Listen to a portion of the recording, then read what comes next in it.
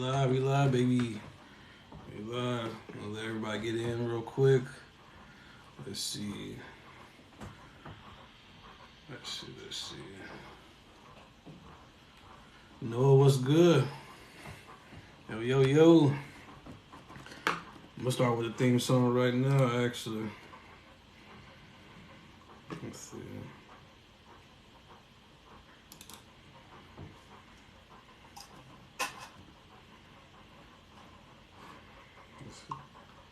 Welcome, y'all. How y'all doing? What's up? I love this song, really.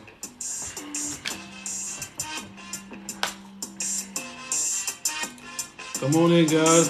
Come on in. Don't be shy. Don't be shy. How you feeling? How you chilling? How y'all doing? What's going on? What's up? Let's go.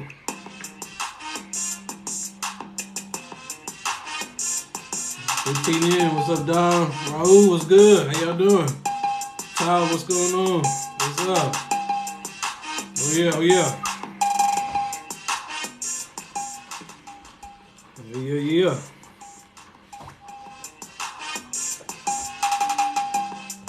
Alaska, what's good? What's the point? What's good? Nurse B. Wills, what's good? What's up? How y'all doing?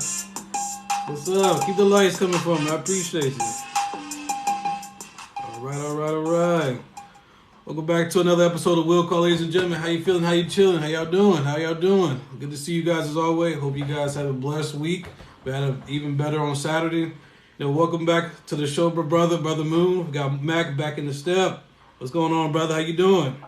Doing well. How about you? I'm doing fantastic. But it's always a pleasure to have you on. But I'm gonna give you your applause real quick, and you deserve it. There you go. What's up? How y'all doing? And of course the horn. All right, brother. What's going on, man? How you doing? Doing well. Just getting ready for the final steps of getting Christmas taken care of. Well, look, that's important. Listen, I'm still finalizing myself either. I'm a very simple guy. Just like food and money. So I'm very simple. Very easy that way. Very easy. Look, I'm not sophisticated. Very simple man. I wear shorts all the time. So I'm not too complicated. At least I don't think so. I'm gonna say it that way. No. But I want to welcome you back, brother. I appreciate your time as always. We really enjoyed our conversation a few weeks ago. I know. Last episode, we talked about Boston sports. We talked about, as a Yankees fan, I don't, how I feel about the Red Sox. I respect the franchise, but we get there. We're gonna get there. But we had talked about, the legacy that Boston sports is. We talked about how dominant, how dominant the city has been, and really the region is in general, how dominant they've been, especially in the last 20 years for multiple franchises. But it hasn't been quite like that as it was in the previous 10 to 15 years. But, we're going to talk more about the good stuff today. I know, but first, real quick, I want to get your thoughts about Xander Bogaerts. Obviously, it took place last week, but I know we were on a few weeks previous before that. So, I wanted to get your quick take on that. A lot of people are not really too fond of ownership right now, so I just want to get your quick thoughts about it, when it took place. I'm disappointed he left, but ownership kind of put themselves in this situation. They could have, like with Aaron Judge, right. Before last season, he wanted to stay, he was happy, could have given him a contract, but they chose not to, right. And paid the price for it. Yeah, it's unfortunate. I know this massive deal with the San Diego Padres. Padres have really been aggressive. They try to get Trey Turner, I think. They try to get him. Of course, they try to get Aaron Judge. They finally landed a star. Just looking at Xander's resume, 4-time All-Star during his time with the Red Sox. He started his career in 2013. Since his time in Boston. All-Star in 2016, 19, 21, and 22. Of course, he's a 2-time World Series champion.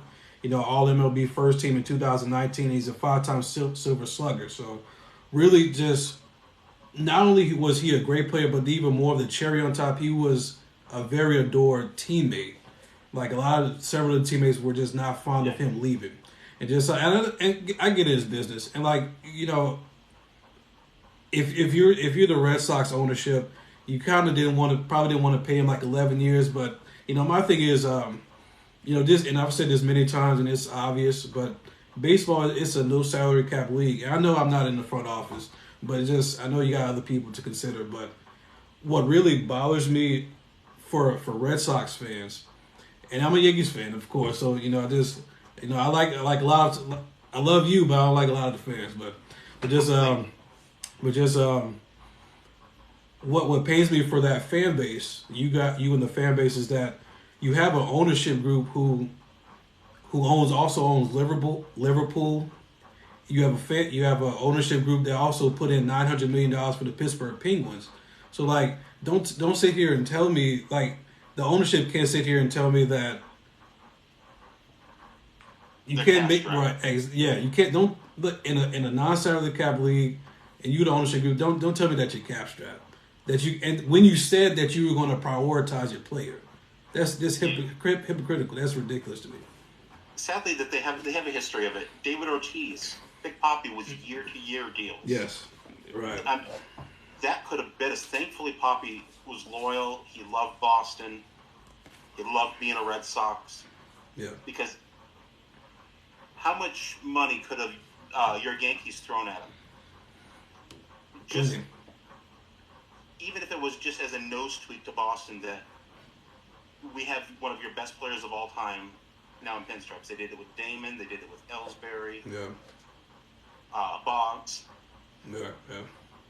This, and the thing is, now they did they get Masataka, I forgot his first, like Masataka Yoshida from Japan. So I know he's a very talented young star. So they signed him to a massive deal, but I really would have preferred them just to keep, for their sake, I would have preferred them to keep somebody that's more of a home state, just more of a steady player in the franchise's history.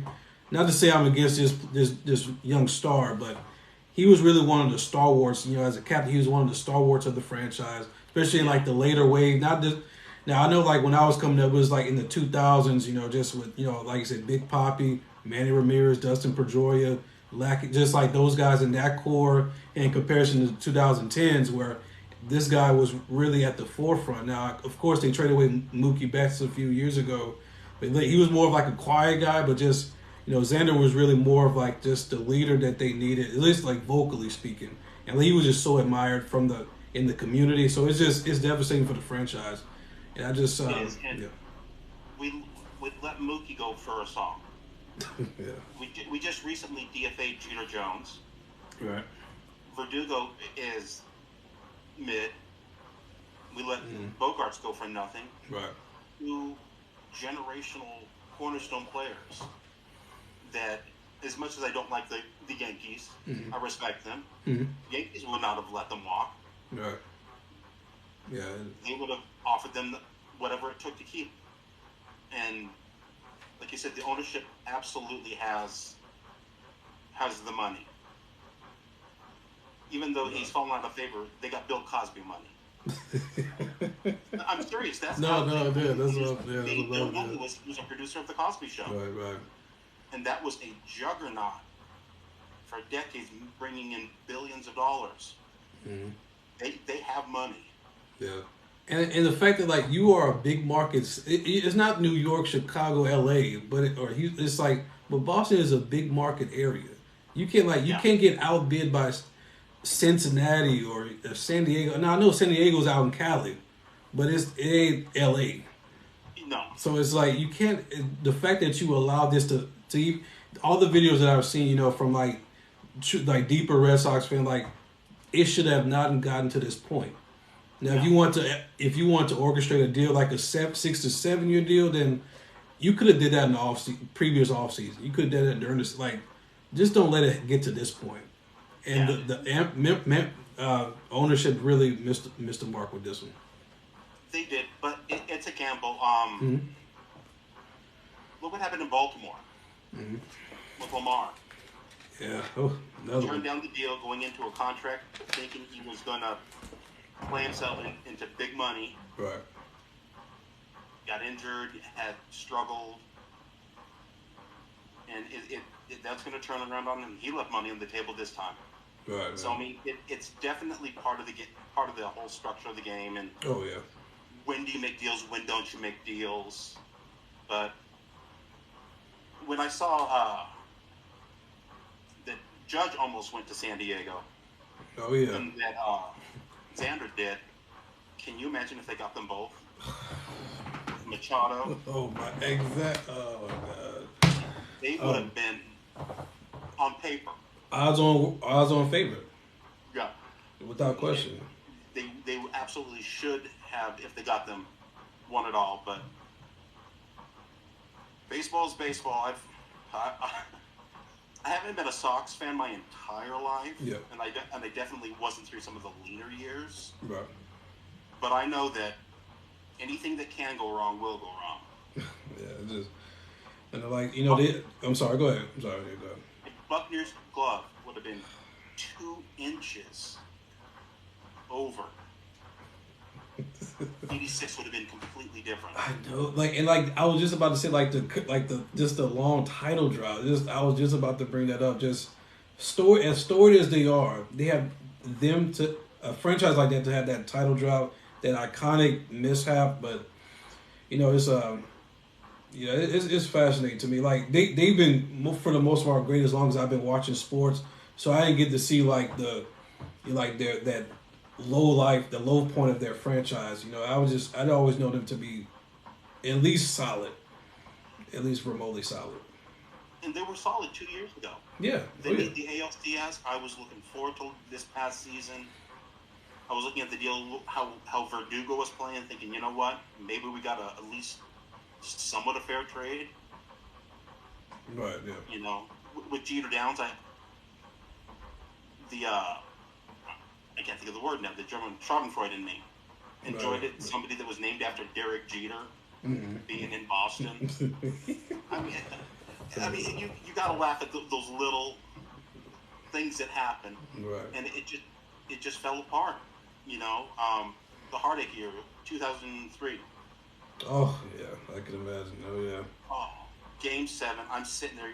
If you would have listened closely, you would have heard me screaming, "Pull Pedro, pull Pedro." They didn't. And as soon as Boone hit his alleged homer, the reason why I say alleged is he hit it. I knew. I walked out of the room. Yeah. To this day, I refuse to see the end of that play. Look. It was funny. Like I refuse to see the Minneapolis Miracle. I don't rewatch the play. I scroll past it, and we're gonna get to that as well. Just don't get Beastquake. Look, we've been on the wrong end as well, man. It's awful. Part of my thinking was, if I don't see the home run land, game's still going. Then even after 0-4, it's like, nope, I do not want to see where that ball lands. I don't care. Right. But that's funny. it definitely made 2004 sweeter. Oh yeah, I can imagine. Oh yeah. That close, and then 3 games down. Yeah, and I don't know why, but I missed those first 3 games. The local sports talking here in Denver were talking about how the Red Sox were done and no team has ever come back. Right, yeah. And it made me was like, the hell with it. I want to watch tonight. I don't care. And then it started. Poppy had his grand slam, and then like I was saying last time when the Patriots were introduced as a team for the first Super Bowl, Super Bowl 36. Yeah. When Damon hit that grand slam in the beginning of the game, I could just feel, all right, this is it's oh my gosh, it's gonna happen. It's gonna happen. But, yeah. Oh yeah. like I said, I know the history. Until Minkiewicz safely had the ball at first, I did not celebrate. I was like, no, it can happen. Something's gonna happen. Right. But I was in my bedroom, edge of my bed, watching Explode with happiness. Oh yeah. it was definitely the start of a great Red Sox run. They've really been unbelievably dominant. 2000s, just the most championships of the World Series titles than any franchise in this like 20-year period. You know, I know like the Astros are close to have two, like just, but the way they've consistently been great. I commend their history, especially in my lifetime. But just but yeah, just what outside of those two, like, what was your lasting memory from the most recent three championships from the '07 team sweeping the Rockies and so just like what was that about? Yeah, what was that like? '07 was wonderful. Yeah, yeah. I'm in Denver. I got to have the buzz of the local team being in the World Series. Right. But my team, who plays in a different city, was in it. So I got almost the Boston experience of it. Yeah. The live news crews on the streets and, like I said, the buzz in the air. My mom and I were at a dollar store getting some stuff night of game one. Yeah. Had my Ted Williams jersey on, had a Red Sox cap. Some people good-natured teased me as we were going in, but as we were standing in line waiting to check out, this little old lady, 60s, maybe 70s, saw me and kind of jokingly said, "I ought to hit you for wearing that." Yeah, I laughed and said, "Go for it." She walked up, right on the jaw, really? And walked back. Oh, I watched stand there going, "Did that just happen?" Are you serious? I'm dead serious. She got a horrified look on her face like, "Oh my gosh, you're going to sue me." "Sue you for what?" "I'm going to go before the judge. You started to hit me." I said, "Go for it." It's worth the story knowing that somebody's grandma hated my being a Red Sox fan so much, she hit me. Man, that is oh my god! Look, I don't appreciate her hitting my brothers like that, so I take that personally. But I'm glad you can laugh about it. Oh, I get it. It was what you would expect from somebody's grandma, but yeah, it always makes me laugh. So that was, each of the World Series was different. First one, I celebrated alone. I was still living at home at the time. Downstairs in my basement, not in the basement, but downstairs in the lower level in my room. Next one in '07, I was at a friend's house because we were watching a WWE pay-per-view. Mm-hmm. I figured I could kind of do both. And so during the main event, The Undertaker versus Batista.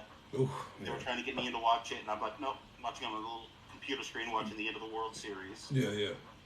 2013, I was able to watch with my mom and celebrate.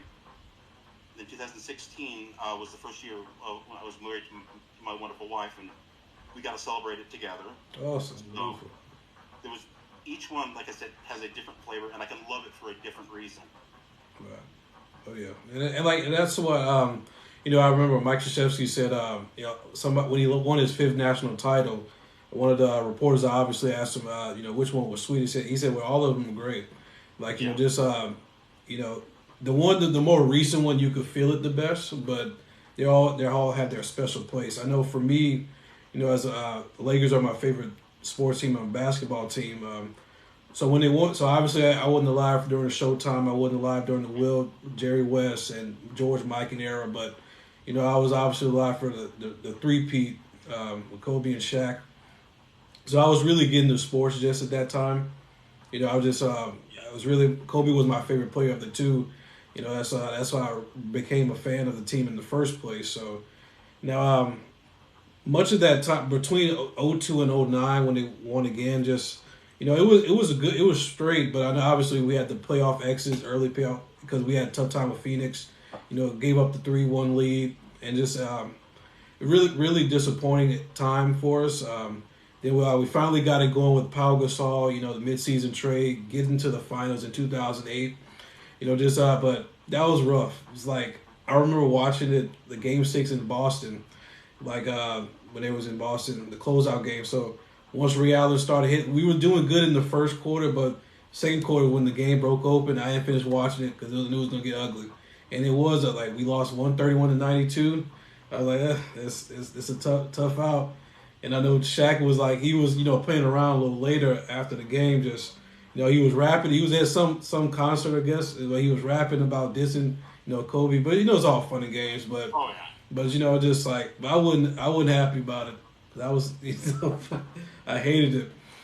Obviously the next year, we got back, beat Orlando, so that was sweet for me because as a Kobe fan, for years you say, oh, he couldn't do it without Shaq and yada yada yada. Shaq is the most dominant force ever, but I mean Kobe did his work too.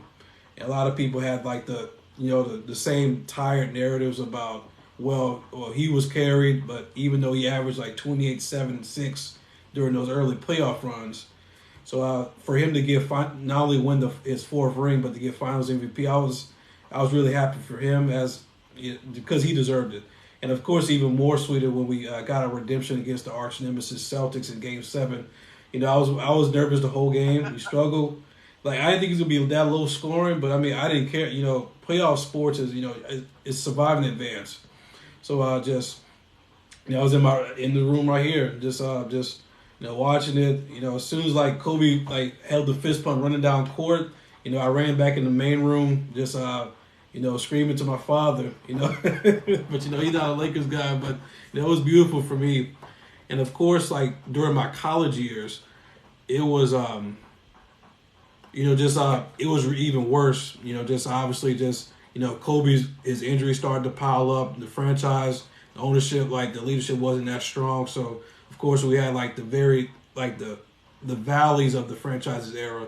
Of course LeBron comes and AD comes, and that was sweet too. And a lot of people say the foolishness like, oh well, they put an asterisk by it. Or it's a bubble championship.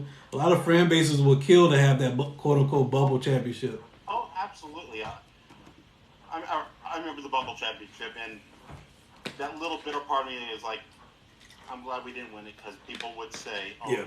You only did it because of the pandemic. You only did it because of it was a shortened season, and right. It's not real." They do it to the Dodgers.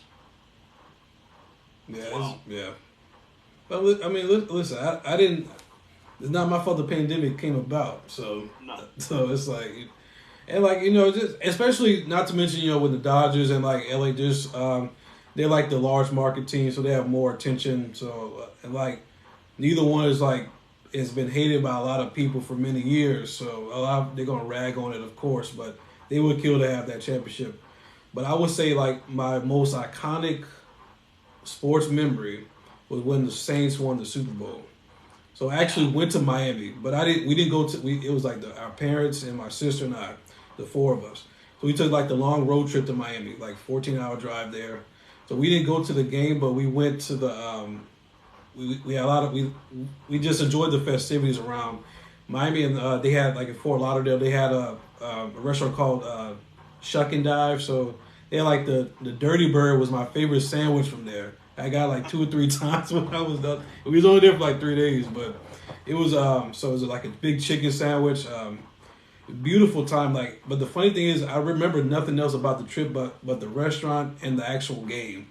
Like I went to the mall and stuff. Like we actually ran into some family out there, but it was a beautiful time. The game. Obviously, the Super Bowl always starts around 5:30, 6:30 Eastern. So we was like in this big courtyard by the restaurant, and we were standing there for like 4 hours for the game. So obviously, they were doing okay in the first half, but we were struggling 10-6, losing 10-6, and of course the onside kick happened to start the game. We get the touchdown, the screenplay. Then Drew Brees late in the game, they drives it down all the way. Jeremy Shockey scores the touchdown, so everybody's excited. So, and like of course Peyton Manning, can't count him out, of course. So third down, I was like, we were just all nervous and stuff. And the third down, so when he threw the interception with Tracy Porter, took it all the way. We was all excited, but and like one of the better memories, me and my dad, we was crying and stuff like that as soon as the play happened. So beautiful time. And now I will say, I didn't see the Saints when they were the Aints, where they had the paper bags. I didn't see them that bad, but I was fortunate to see the franchise at its apex. So that was like my favorite memory. I remember those years. Yeah. I'm glad I don't. Oh, the only time I ever really counted Peyton Manning out, Super Bowl 48. Yeah. As soon as that first snap went for a safety, Oh, it was awful. I knew. I knew. I still watched it, but I knew it was like, all right, that's the omen. They they're not here to win today. Yeah, they're not. Yeah. And like, cause I picked them to win. I just cause at that time I was really as great as Seattle was. I was the hype was too much for me. Like it was just Yeah, like the way Richard Sherman rubbed me the wrong way at that time. But I love him now. me But too. I mean, he rubbed me the wrong way. Just as great as he was, but I mean, I just he had to grow on me. But I was sick because Fungus, like it was said again. like fungus, he grew on you. Basically, no, basically, and like because he had destroyed they on Monday night they had destroyed us, on Monday Night Football. And then like we lost them again in the playoffs, but so I was just done with Seattle already. So I was like, because I remember on Instagram I posted, Peyton Manning's he's gonna hold his fist up. Like I had picked a random picture of him on the internet and just posted on my account. So he's gonna pose like this when they win the Super Bowl. So obviously that didn't age well. Of course, I deleted it immediately. Well, the thing that made that Super Bowl hurt more is the Seahawks used to be division rivals. Yeah, yeah, They first that's season they right. were in the NFC East, Yeah, just so both Tampa and them could get as much experience in the league as they can, and right. then they were in the AFC West with my Broncos for decades. Mm-hmm. Played them twice. I remember the Brian Bosworth years with Right. LA and the King Dome. Oh yeah. Being a little fan, I thought it was the King Doom. It looked that way, the way it was spelled, but Yeah, it you makes sense. know, the other Super Bowl memory that comes to my mind is Super Bowl 51. Oh, I, I'll admit, I counted Brady out. uh, I almost turned the game off. I was like, I can't take this anymore. And I realized, my wife will want to watch the commercials. yeah, I'll watch the commercials. And then the comeback happened. I was stunned because I was doing the math. We need two touchdowns with two-point conversions. yeah. It was no. Yeah, just to tie. This is not going to happen because we would have also held them on defense. Yeah, When we got yeah, the first one, and I'm yeah. thinking to myself, "Oh my gosh, this just might happen." And I think it got into the Falcons' heads. I think once New England had gotten that second touchdown, we're going for two. I think that once the 2-point conversion was complete, the fight was out of the Falcons. And nothing against them. Great team. Matty Ice was a great quarterback back then. Yes. Oh yeah. But I think the game got bigger than them. That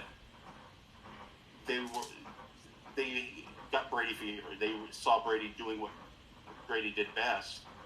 Right.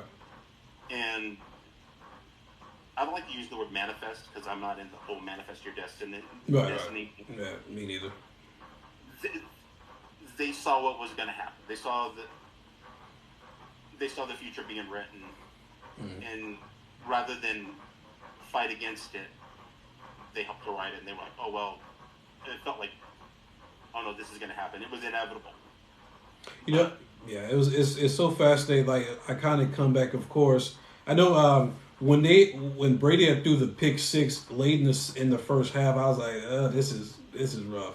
And what I remember after the game, there was like on the news they had like two Patriots fans they were interviewed, and they said like they had left before halftime. Like they just went to the escalator.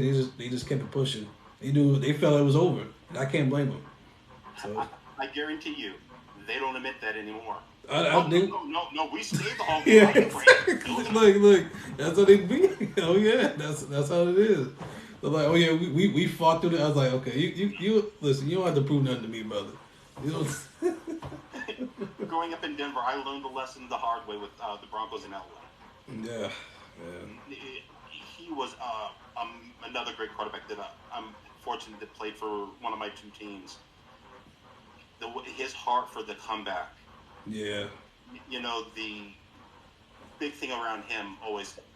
Sorry, people in Cleveland, I have to say it. The drive. oh, I remember that game vividly, and afterwards they were talking to him, and he just kept saying, "Wow." and that was bold-faced type headlines on both of Colorado's papers back then, both the Denver Post and the former Rocky Mountain News. That was the only headline they could have to describe it. Right. That was my first taste with watching my team in it drive it. Right. That was my first taste with watching my team in it.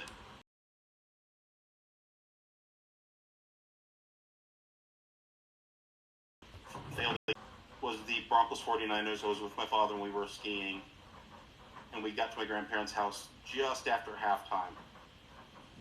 And we saw what the score was. And my brother Jason, it's over.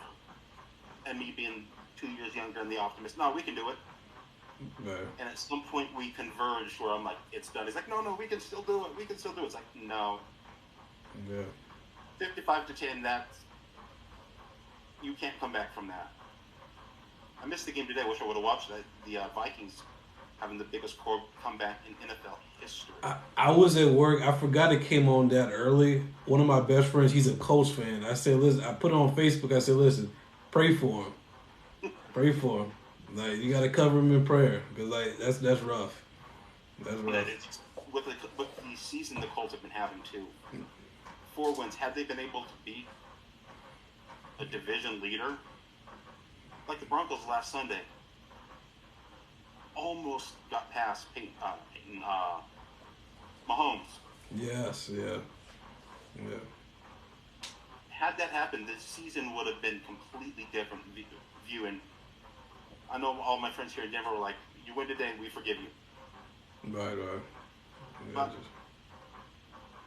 I actually have faith for next season. Yeah, I do too. For the franchise, yeah. I'm just still shell shocked by how it's transpired. I really am. It's going to go one of two ways. Either we're going to bounce back next year because we've been in all of these games. Yeah. 3 points here, 6 points there. We're missing Javonte. A new system for Russ. Right. It could next year be very good. It also could be Russ is cooked. We don't have draft picks to stock. Yeah. Is our first round draft picks going to go to Seattle? Yeah, that what makes it more difficult to swallow. Like, yeah. That's going to be a steal for Seattle to have the Big team time. they're having this year that's in contention Absolutely. to get a high first round pick. Right. Yeah, it's man, just the way they're seated now. I know they've been reeling a little bit, but I mean, nobody realistically thought they were going to be this good this season. I know. I'm just, Geno Smith is going to be comeback player of the year. I think just, but it's they've been incredible considering the preseason projections.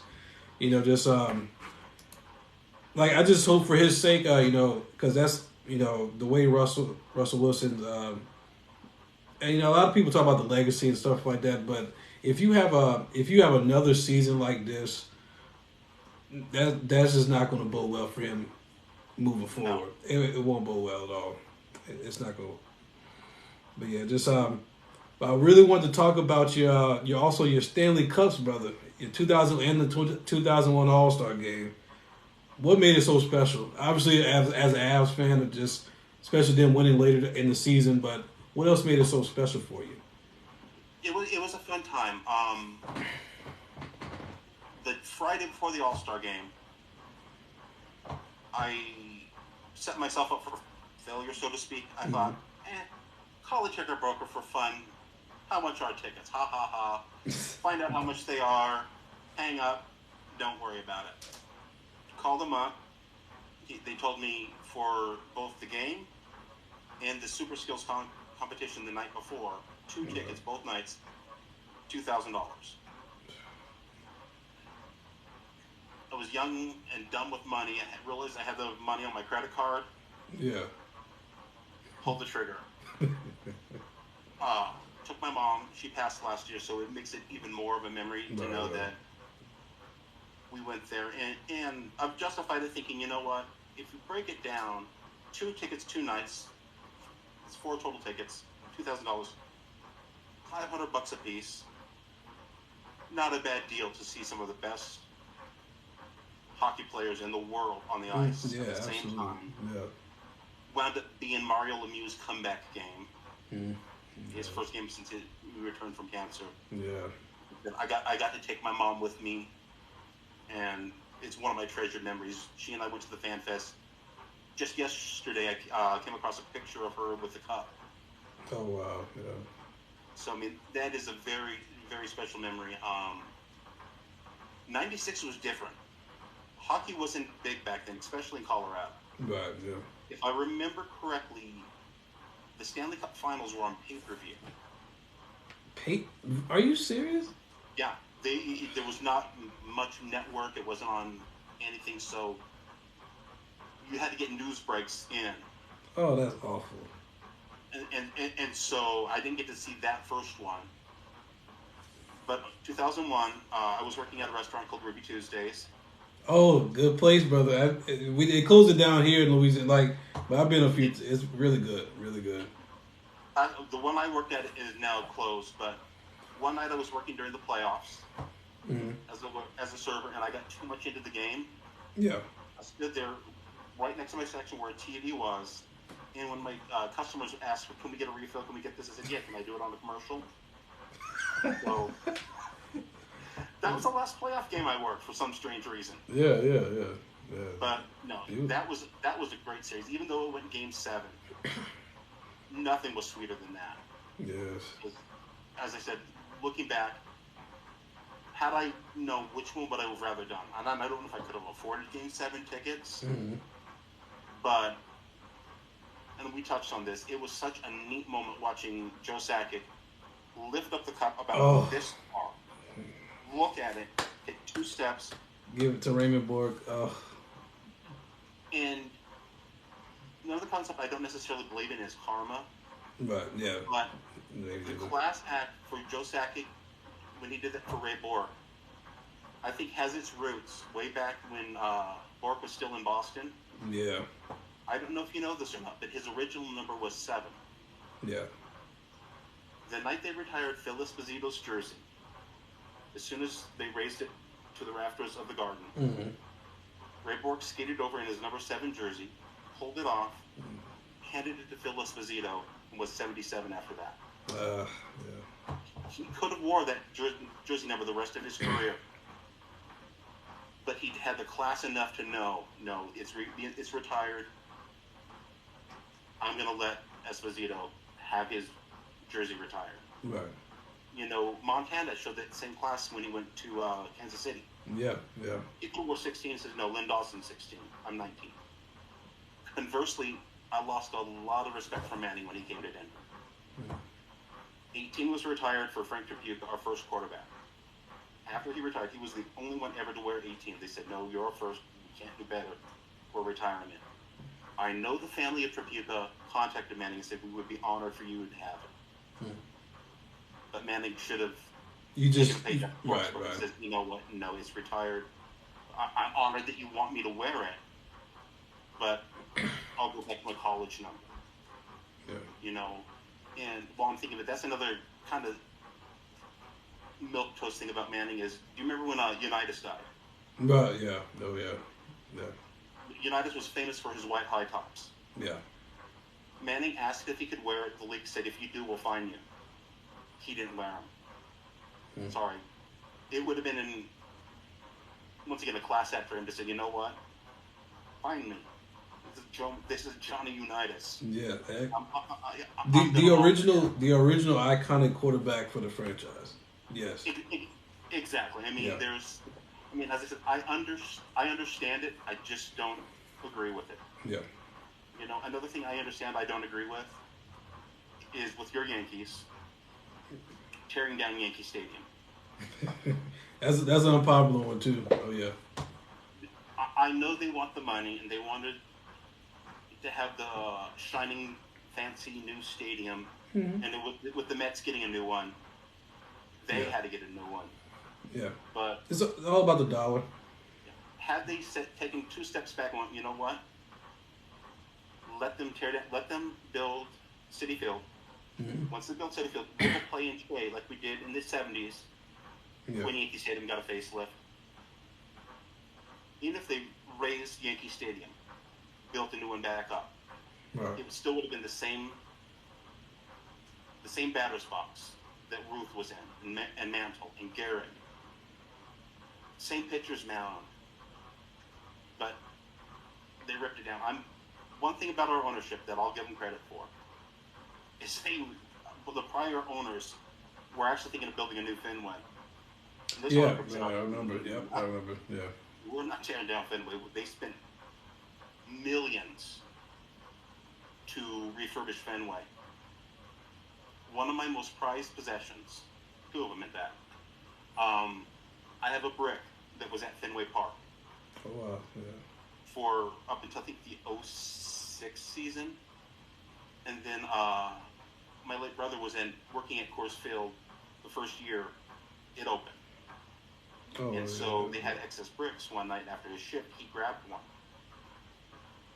And so I have a brick from Fenway and a brick from Coors Field. Although they weren't there during the 07 World Series, yeah.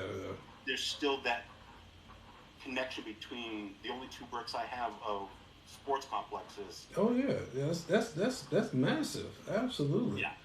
Now, and I agree with you with the Yankee Stadium. Like, you know, for years I was indifferent about it because I'm just about the bottom line about just what are you going to do in the off season, what are you going to do in season.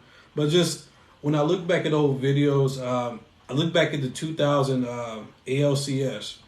We was I want to say we were playing the Indians, if I remember. And I think it was the Red Sox. Yeah, it was. I think it was like 2000. It was one of them, but just but David Justice hit like the 3-run homer to right field. Oh, the old Yankee said was electric. Oh, that was pandemonium. Yeah. Oh my gosh, that like the nostalgia with the stadium, the history and stuff like that. So I'm with you on that. But I think Fenway is the most unique stadium in the league's history. Green Monster, just continue to refurbish that because baseball has a history. They're noted for their history. Yeah. So I mean, 100-year-old stadium. Going back, like I was saying about the batter's box at Yankee Stadium. Yeah.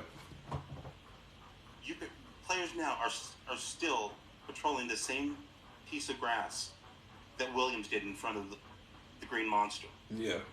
You know, here's a question for you. Most valuable piece of real estate: left field at Fenway, where you had Ted Williams, Yastrzemski, and Rice, or center field at Yankee Stadium with Mantle, and I'm flaking on the other two right now. I mean, you had two pieces of hallowed ground. Sacred. Oh, sacred. Yeah. You know, there are some Yankees I respect. Jeter, now that he's retired, I can say I respect him. Yeah. Rivera, I respected during the game. Yeah, beautiful man. Yeah. I have a on DVD when the Red Sox got their rings in 05 for the 04 season. Yeah. The ovation Mo got from Fenway is absolutely priceless because, unfortunately, he wasn't mowing those games for Yankees fans. Mm-hmm. Yeah. And the Red Sox fans lovingly booed him during that and cheered him. Yeah. I remember when he had his last game at Fenway. Yeah. I knew it wouldn't happen, but there was just that small part of me that was hoping play Inter Sandlin when he comes out. Mm. You know, let the rivalry set aside for a second. You know, along the same lines and going to the Class Act, Jeter. They actually asked Jeter, do you want us, we will do it if you're willing, have the, I can't think of his name, the late play-by-play announcer for the Yankees. PA announcer.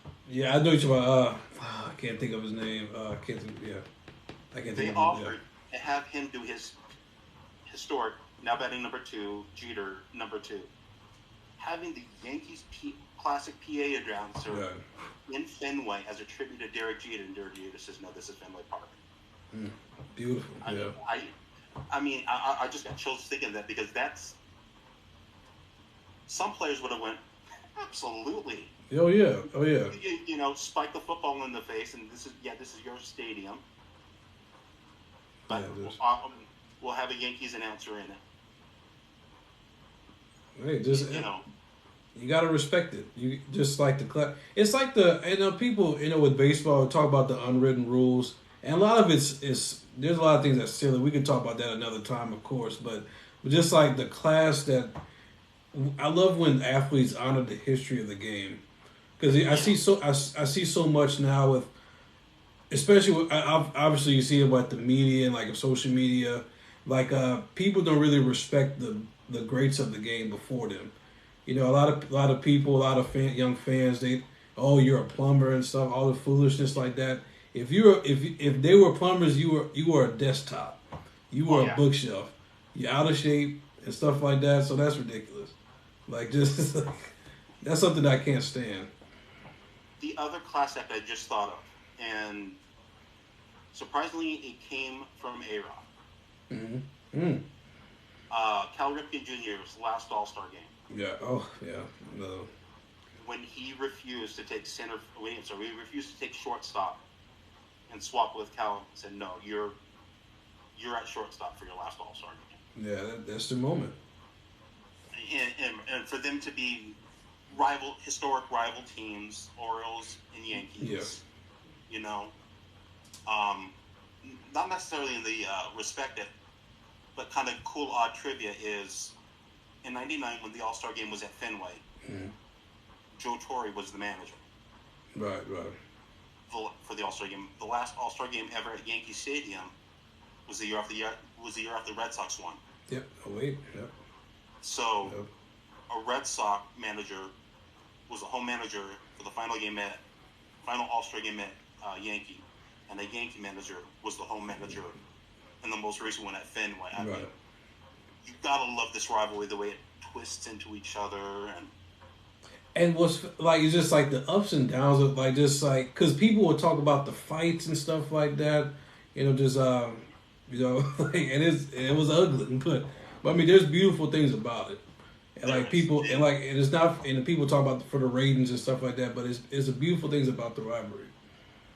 There's, I'm thinking of the commercial with David Ortiz for Sports Center. Yeah. He's sitting there and he grabs, I can't remember who the Yankees had, and says, "No, you got to curve it." Right. On the Yankees cat, and he's just. Oh yeah, like the mascot pass. Yes, I love it. One of my favorites. Yeah, just that was one of my all-time favorites. Like they made some gold commercials, by the way. Just well thought. I think my favorite one is, I think it was Stuart Scott was walking towards an elevator. Mm-hmm. The doors open, and there's the Jersey Devil. Yeah, coming down. Going up. Yeah, that's exactly it. Oh man, that was. Yeah, just they were classics. I know one of my favorite was when Steve Irwin, God rest his soul, he was on there. I think he was talking to Scott Van Pelt, one of the famous guys, and he saw like the Florida Gators mascot, and he tackled him because obviously Crocodile Dundee. One of my favorites, yeah. The other great one was with Arnold Palmer. Yeah, oh yeah. In the Capital Line. Yeah. Mixing the tea and the ice and lemonade in the background. That was so cool. I know. I'm trying to figure a couple other ones. I know. Sitting in the office window, looking out the pond with the ducks on it. Mm-hmm. Yeah. Like of the Boston, with the big three Celtics. Yes. Yeah, like the Boston 3 Party. That's a cool nickname. I love it. I wish that would have stopped. Oh, I know. Yes, that's what I wanted them to stick with that.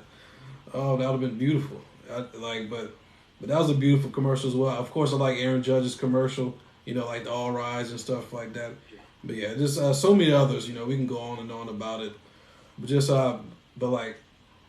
just the beauty of the rivalry is underrated. Just like the high points. And it's their arch nemesis, but I just respect what both franchises have done throughout their histories. But before I let you go, bro, I want to talk to you about your the WWE. Like, just talk. How did you what was your start in wrestling? I know for me, it was. I watched my uncle. I wasn't heavily into it. I mean, I was interested somewhat, but my uncle was watching a couple times a week, and but he was kind of into it more than me. I grew up in the 80s. Oh, so the Apex. Oh, yeah. The Hulkamania, I didn't get to watch it that much. The classic Saturday Night main event. It was right around WrestleMania 10. I kind of started catching the weekly superstars. And I didn't get cable until right before Super Bowl 33 because where my house is, Fox would not come in clearly. Okay. So the only way to get the game clear was with cable. But it started off then. Speaking of wrestling, one of the neat things for me, and this happened without me knowing, you can see up here, Richard Petty is one of my favorite drivers. Yeah, icon. Oh, yeah. One of my favorite players growing up was Jose Canseco. Yeah. One of my favorite wrestlers was Bret Hart. Their birthday is the same as mine, July 2nd. It's a great company. It's one of those. How does that come together? Yeah. Side note, my half sister Felicity. Long story, we didn't spend a lot of time when she was growing up. But when I reconnected with her, I found out she was a Red Sox fan. Oh wow. Growing up in Denver, how she gravitated towards them. Some other time I'll tell you my story. I tried to join the Marines after September 11th. Wasn't ultimately able to. Yeah. But she joined the Marines. Yeah. So without me in her life to influence her towards those, somehow, whether it's genetic disposition or something along those lines, there's a close tie for her and I that we can bond on. Right. But, back to wrestling, what you were asking about. Yeah. Love WrestleMania 12, Shawn Michaels, boyhood dream come true. Oh yeah, classic. A lot of great memories there. Going to my friend Scott's house for multiple WrestleManias. Jealous of the guy. He went to WrestleMania 17. Oh, I mean, the atmosphere. Oh yeah. That's high watermark for WrestleManias, but no, I'm enjoying it. Shawn's not my all-time favorite. Right. And I'm glad he's a believer. That's one of the things that really helps cement him that my faith is extremely important to me. Yes, absolutely. And to see the transformation of this athlete that was a womanizer, that was into any pill he could put in his mouth at the time. Oh yeah. The night and day turnaround was really inspirational. I was like, all right, I'm glad I chose retroactively. I'm glad I bet on him. Yeah. Oh yeah. The blessing, like just say the Undertaker, like just he has recently spoke about his faith as well. And many people argue just it's about the character, but I mean people embody that stuff. Yeah. People definitely embody. They get as a hold of them. Yeah. I'll give Taker credit. He lived his gimmick. Yeah. 20 years. You did not see any footage of him as Mark Calloway. Yeah. He was Undertaker. But now that he's retired, he does motivational speaking. Yeah. He talks about his faith.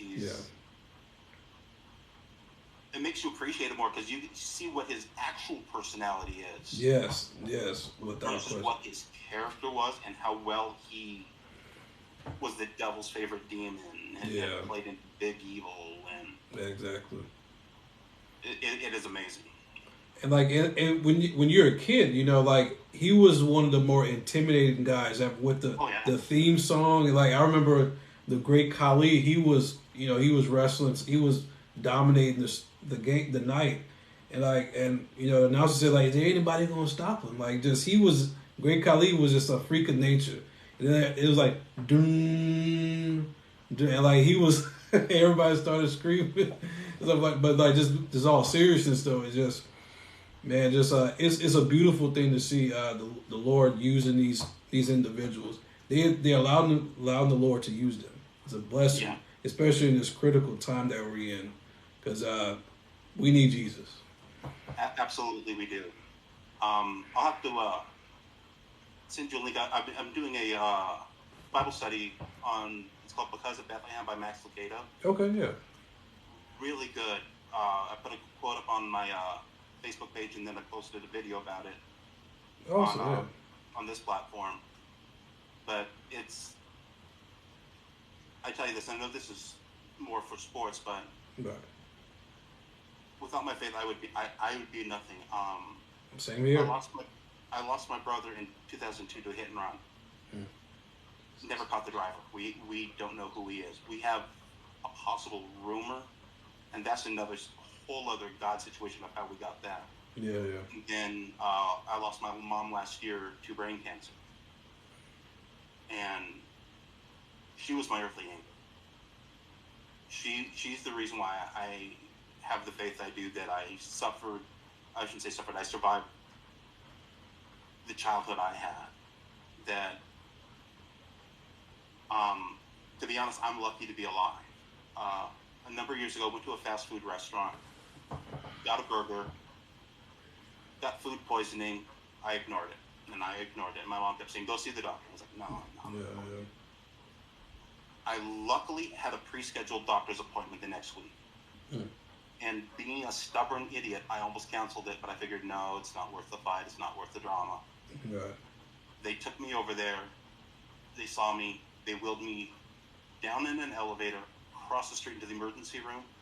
Within 30 seconds of the emergency room, my blood pressure dropped and I passed out. I went septic. Oh. And you don't say I knocked on heaven's door, but I will say I stood on the front porch. And it's life-changing to be that close. You know, in the moment you don't think much about it, but in the following days you realize, wait a minute, I was that close. Yeah. And it gets to you. Start thinking, wow. Part of you wants to be that close again, but part of it scares you. Like, I don't want to be that close. Yeah. But I'm blessed. Have a wonderful wife. You know, bring this back in. I got to see a lot of my favorite teams win championships. Yeah. Yeah, I'll send you a list. Some of it's retroactive because I didn't become like a Red Sox fan until mid to late 90s. Right.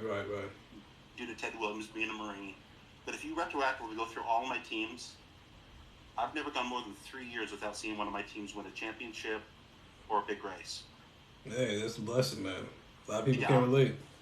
I'm 44, and I look back and I go, some people go their whole lives without seeing it. I've seen, since I know I have 2 teams. Yeah. But 4 Stanley Cups, 4 World Series. Yeah.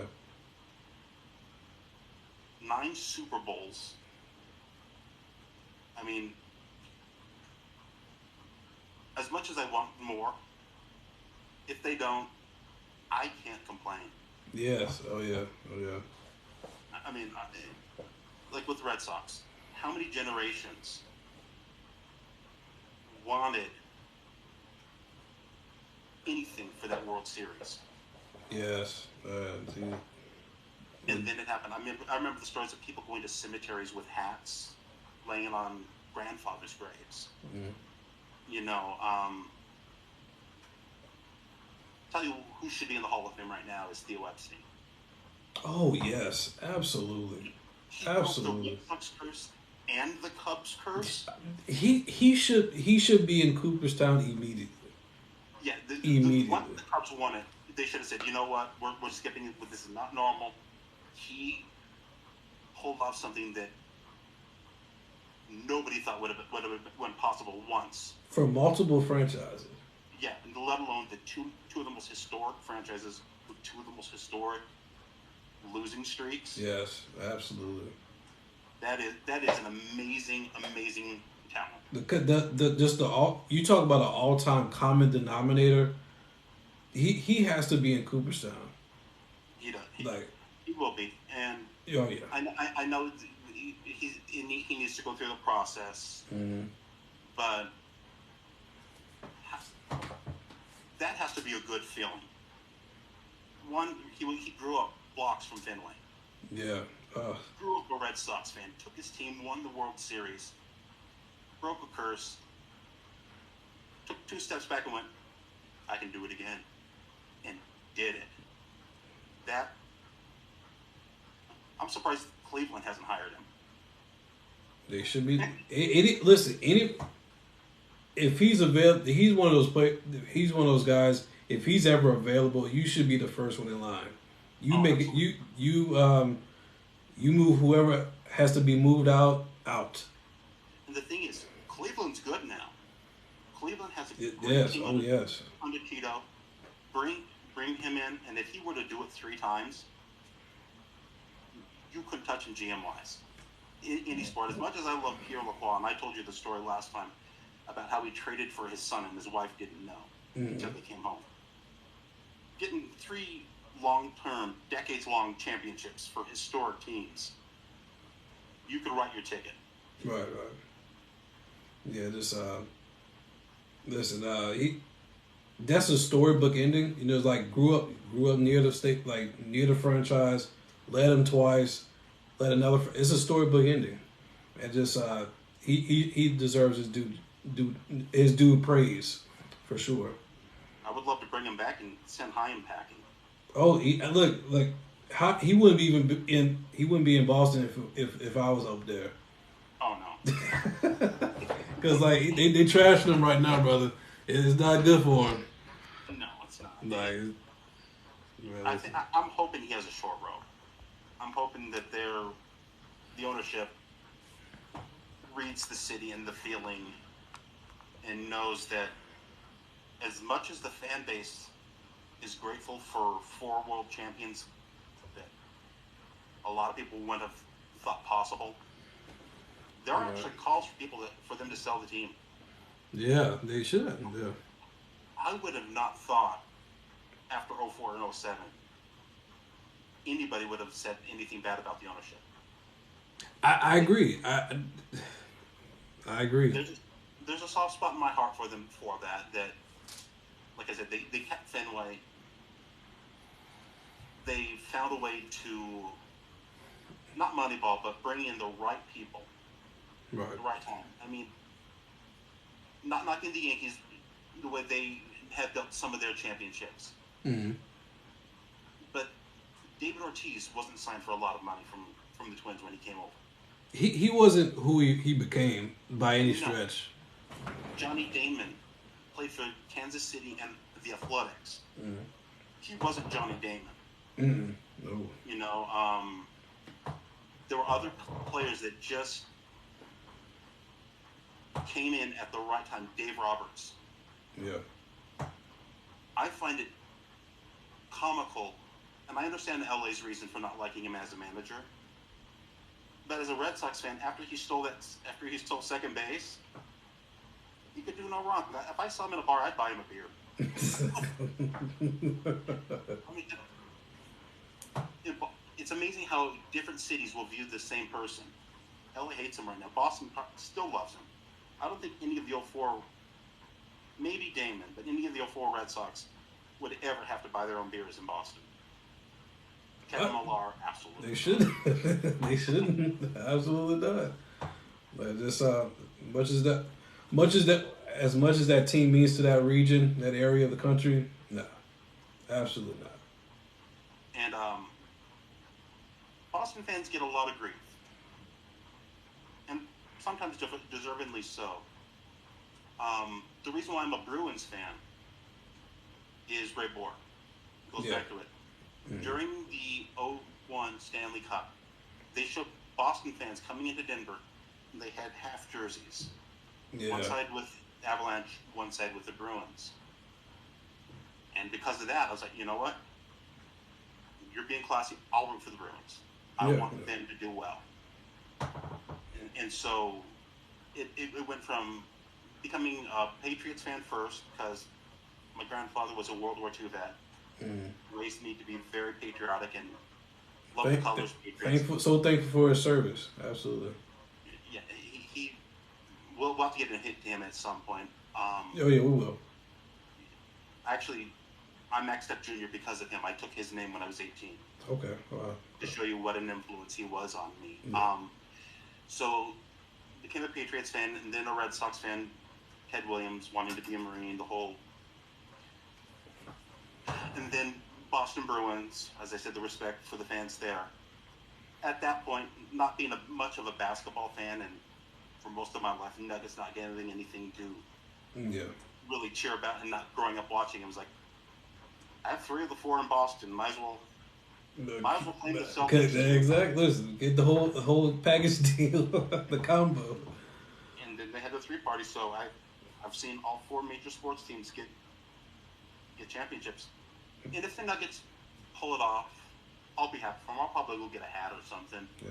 You know, with Joker and. They're the Nuggets are what I call a very steady franchise historically. Not special, not historically special, but steady with Alex English. Of course, in my lifetime with Carmelo Anthony, then, AI and Chauncey Billups, they had a nice run in the late 2000s. Now Nikola Jokic has been unbelievable for them, but steady, but not special. I mean, I know Western Conference is historically is super deep, but just. I mean, they've had some quality teams, but it hasn't been enough. They have, and Western Conference is definitely deep. Division rivals. It's amazing with the Red Sox and going back to our 2 big teams. Yeah. With division rivals grinding on each other. Yes. Every year. Red Sox had a bad stretch during the 50s. Mm-hmm. But there was. What I find interesting, at least, 46 was the first World Series since 1918. Right. So 4-6. The next one was 67, 6-7, leading into it. And then went to 86. Yeah. It was 86 years since the World Series. So there's some neat little number of factors that kind of looped in. And 46 went to Game 7. There was scored on Enos's mad dash when they say Pesky held the ball. Mm-hmm. 67 went 7 games. 75 with a famous fist. Oh, yeah, right. 7 games. We touched on Buckner. 7 games. Twice they were 1 strike away from World Series champions. That's with a heartbreak. Oh, yes. From being that close, and I'm glad you're a respectful Yankees fan. A lot of other ones chirp about a lot of the previous World Series championships. Mm-hmm. And I'm not discounting, but if you break it down, a lot of those were before free agents. Yeah. When Kirk Flood challenged the reserve clause. Right. A lot of those were before the color barrier was broken. Right. A lot of those were before the playoffs were expanded. Yeah. And so, it was hard for any team during those years to get past the juggernaut Yankees. Yeah. And like, you do what you can in their era. Yeah. So it's like, but those are important factors. That's why when I talk about baseball teams, and we're about to wrap up, but just when I talk about baseball teams specifically, you don't have the same amount. You don't have a salary cap. You don't have the same injury concerns as you do in football, even though it does happen in baseball. It's not as physically rigorous in comparison. And then you could buy your stars. A lot of people don't like built versus bought. That's why I don't excuse my Yankees from not winning consistently. And I'm not saying you got to win 4 to 6 titles every decade, but you can't have playoff disappointments like you have routinely. Yeah. I just don't excuse it. As much as a Red Sox fan I am, I hate to say it, it's good for baseball when the Yankees are good. Oh yeah. It's Americana. It's Yankee baseball got us through World War II. Yeah. With Joe D. Yeah. Before we close up, did you know Joe D was almost traded for Williams? I heard about that one time. Yeah. The deal was pretty much done, and something happened at the last minute. But with Williams' swing in the short porch, in Yankee, and DiMaggio's swing with a short porch to Fenway, right, they could have put up incredible numbers in tailor-made ballparks. Oh, yes. Oh, without question. And I know we're running out of time, but I got to touch on, I hate that they're getting rid of the shift. I don't like, yeah. Ted Williams hit 406 into the shift. Yes, yeah. He was the reason they even started doing it. If you look at what the Williams shift was, it was insane. They said, Ted, if you change your swing, you can get hits all day. He's like, nope. He was dedicated to having that perfect swing every time. He'd rather hit into where he knew was the mouth of the beast. Yes. Because he didn't want to screw up his timing for the other pitches. He fought in the world. He was like, he won a batting title, and he had won a couple of batting titles. Fought in the war, come back and won some more batting. He was not human. Yeah, he fought in World War II and Korea voluntarily. Yes. And still has 562 home runs. He would have had over 600 home runs. He could have challenged Ruth, I think. Yes, like he was not human. He took years off and then came back and still did what he was doing. He was not human at all. So he definitely lives up to the word legend. Perfectly said, brother. Perfectly said. Well, I just want to appreciate your time once again, brother. Just always a pleasure. You know, beautiful time. Just hope we have a blessed night. You know, and you're gonna be back on 3 times a charm, brother. You're gonna come back. Trust me on that. I look forward to it. And with Christmas coming, I just want to quote Max Lucado. The God who spoke is speaking still, and the God who came still comes. Amen. Amen. And I'm glad he always listens. He's always there. Oh, yeah, because I wouldn't be here without him. Well, I'll have to hear that story sometime. Oh, yeah. We'll talk. Trust me. All right, brother. God bless you, man. You take it easy. God bless. All right, brother.